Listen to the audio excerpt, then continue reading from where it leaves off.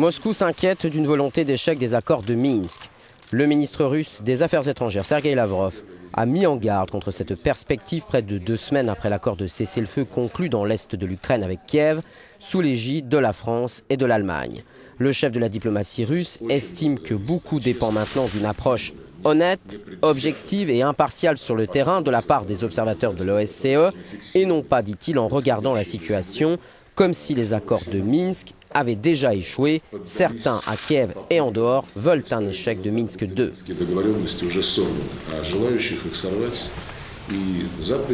Réunis à Paris hier, les ministres des Affaires étrangères russes, français, allemands et ukrainiens ont demandé un renforcement de la mission de l'OSCE, chargée de surveiller l'application du cessez-le-feu, mais la prise de Debaltseva le 18 février n'a pas été condamnée.